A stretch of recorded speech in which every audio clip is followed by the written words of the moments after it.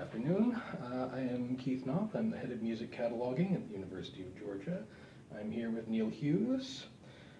Today's interview is for the Music OCLC Users Group 40th Anniversary Oral History Project.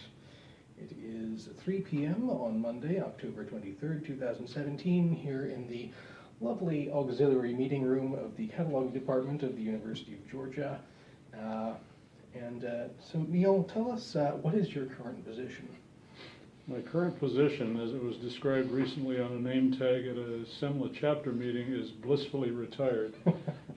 Prior to that, I retired from this self-same institution, the University of Georgia Libraries, after 30 years working here on September 1st of 2016. And you were my lucky replacement, I believe. Yes. As you know well, we cataloged all things music except for books about music, which were handled by Monographs Cataloging, and resources about music. And I never had any public service responsibilities while working here at Georgia. I supervised 2 to 3 full-time staff and a varying number of student assistants depending on the budget and the workflow. And I'm very happy to say that, at least for now, has been kept that way as Keith takes over from where I left off. And were you in the same position when you first started with MOUG? Yes, I was. I started at UGA in the fall of 1986 and joined MOUG shortly thereafter, sometime in 1987, I'm not exactly sure when.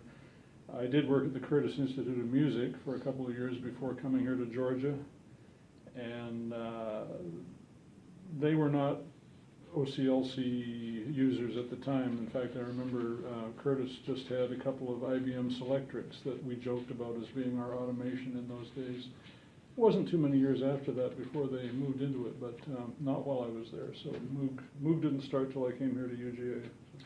Okay. And what sorts of activities have you taken part in as part of MOUG? Well, I started, as many of us have, by helping to write up meeting sessions for the newsletter, and that was probably somewhere around 1990. Since then, I've served on the program committee for the annual meeting a couple of times, probably 3 or 4 times, and then on the board as continuing education coordinator from 1996 to 98, and then I did the vice chair, chair-elect, chair, past chair thing from 2005 to 2009.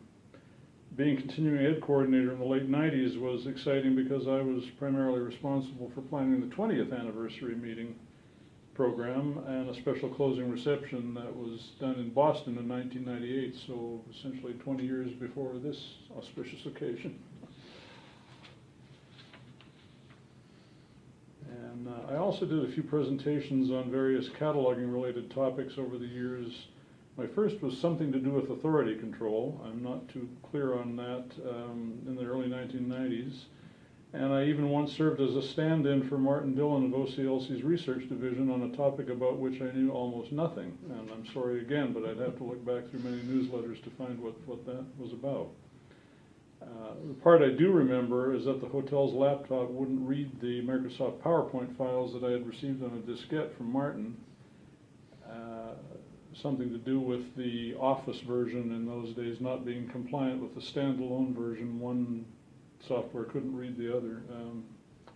I won't say typical Microsoft, you didn't hear me say that. So I had to use my emergency backup, which consisted of transparencies on an overhead projector. And that was a bit of a fiasco because I kept inserting them upside down. Some helpful person in the audience, I believe it was my good friend Sue Weiland, kept yelling, "Again, Neil," whenever I would get one upside down. And so after she started doing that, well, I shouldn't accuse Sue, I remember her, but it may have been someone else. The process sped up a little as I went along.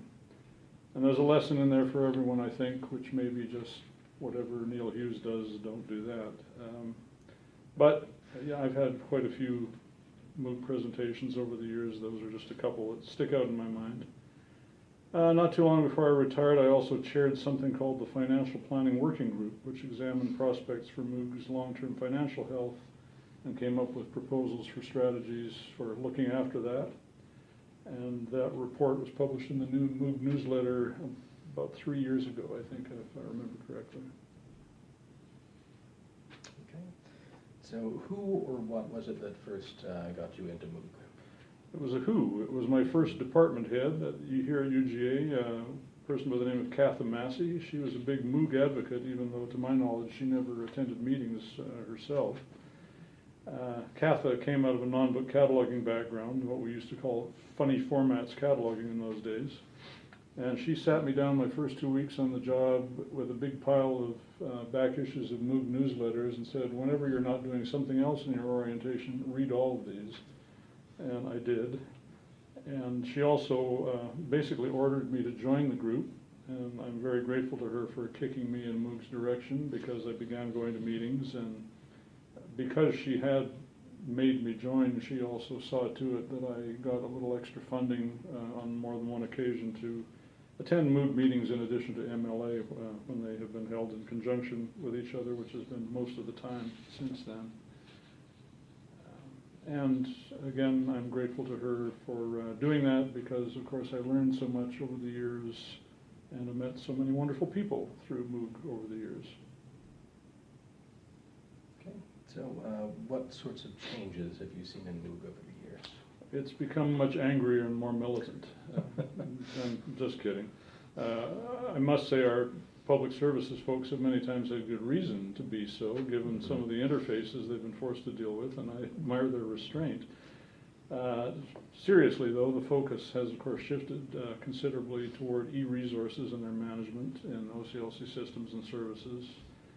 Though because we are musicians dealing with performable and performed music, print and other handheld resources remain maybe more of a concern for us than for other system user groups. The impending move in our encoding standards from MARC to BibFrame seems to be taking longer than was originally and probably naively anticipated by many of us. But I'm not surprised, not least because of the vast quantities of legacy data that we're still actively maintaining and the need to keep working in MARC and Dublin Core, etc., until the tipping point, whatever that is, arrives. MOUG, like every other group concerned with search and discovery, is biding its time tackling BibFrame, though we've certainly seen plenty of groundwork being laid in the meeting programming in recent years. Another change I've seen in MOUG is the greater emphasis on our public services side, which I welcome. I hope the organization will continue to strive to grow that group and increase its productivity and its integration with the traditional cataloging component. The fact that the reference discovery and collection coordinator is a newly created board position is a development that everyone in the organization should cheer. I certainly do. Okay. And do you have a favorite MOUG memory? Well, I don't really have one. Not to say I don't have many wonderful memories, but I've always balked at security question prompts that ask me to list my favorite song or my favorite ice cream flavor, because I just don't have things like that. And for too many of us, just how hard would it be for a malcontent to guess responses like Freebird or Stairway to Heaven for your favorite song, or chocolate for your ice cream flavor. But I digress. I'm sort of a cultural garbage disposal, enjoying almost everything I consume in a very shallow sort of way while living in the moment and then promptly forgetting it all 10 seconds later, and I'm afraid my professional life was not too much different from that. But I will cite here one of my many most enjoyable MOOG moments. During MOOG board meetings in Columbus, Ohio, we were often graciously served a delicious lunch at the home of Jay Whites and his wife Esther Silverman. And to see Jay interacting with his dogs made all the work at those meetings worthwhile. You haven't really seen joy light up another's face until you've seen Jay with the dogs. All right, well, any closing words of wisdom or additional comments you'd like to make? Well, if any of this is shown at the MOOG meeting, naturally I have final words. I'm sorry I couldn't be there with you to celebrate this year. And my parting shot has to be this: while it would be great if everyone could give $40 towards the 40 for 40 campaign, I know not everyone can do that. However, each and every one of you might be able to recruit another colleague to MOOG's ranks. So please make trying to do so a priority as you move on to the MLA meeting following this, and as you return to work following your week in Portland. Thanks very much, and I'll hope to see you all again in not too many more years. And thank you, Keith. Thank you, Neil.